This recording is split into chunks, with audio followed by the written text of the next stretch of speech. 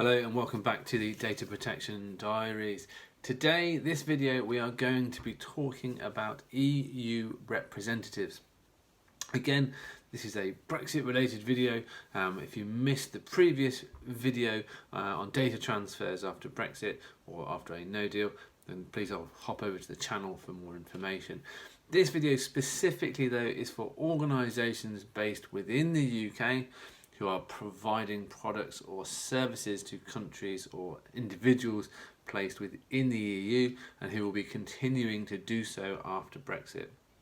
For these organisations, you are going to need to have something called an EU representative.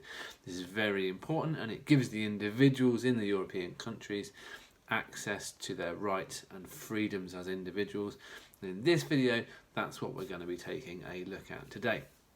As always, if you find this video useful, please do give us a like, give us a share, and subscribe to the channel for more content. And of course, let us know, as always, if you've got any questions.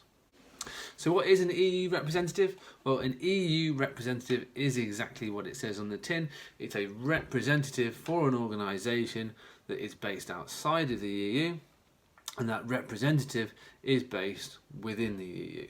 So if you are a UK-based organisation or company and you are selling a product or selling a service to individuals within the EU, so let's say you are an e-commerce site based out of the UK and you are selling your products or services to France, Italy, Spain for instance, then once we leave the EU, we will become a third country. So the rights and freedoms that are usually afforded under the GDPR are not necessarily freely available.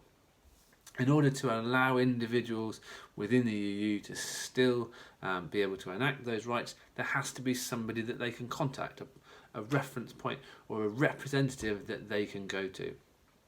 So if you do not have functionality or you do not have your organisation spread out across the EU and you only have offices in the UK, then you need to appoint some. So the important thing to point out here is that you do not need to have a representative in every single country that you operate in, but you do have to have a representative in at least one country where you're offering products or services. So there's a great example on the ICO website. If you are providing services in Sweden and Norway, for instance, then you can have a representative in either country, so you can pick one or the other, but you can't pick a country that you are not operating in, so a country you are not offering products or services in.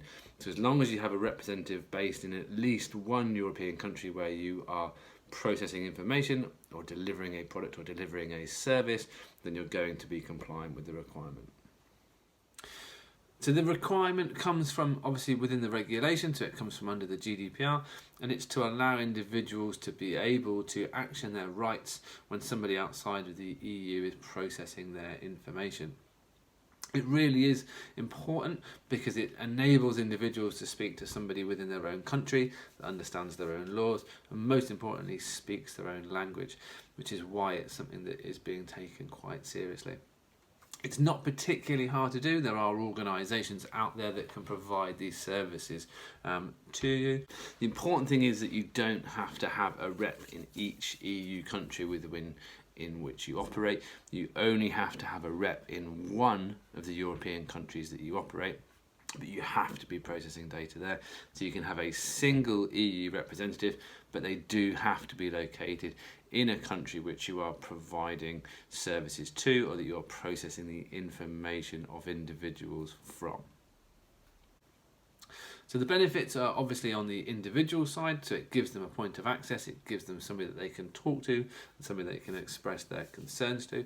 But it's also going to help you as an organisation because it will allow you to manage customer concerns in a more effective fashion, and also it means you don't have to have somebody within your organisation that can speak a foreign language, and you don't necessarily have to set yourself up an office in a foreign country as well.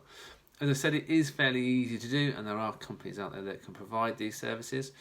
There are obviously a number of different tracks that this can take as well. So if you are based in the EU and you're offering products to the UK, then you may need to have a UK representative if you don't have an office here.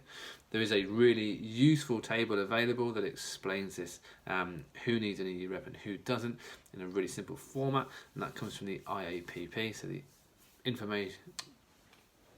International Association of Privacy Professionals, and I will add a link somewhere down here that you can click through and go and find that if you want it. As always, this is a really brief overview. It's just to highlight something that I don't think is really being called out particularly a great deal in the marketplace at the minute. But if you do have any questions or you're looking for more information on this, please do get in touch. And as always, you can find our website running across the bottom of the page. But for now, that's it from me, and I look forward to speaking to you all again soon. Thanks very much.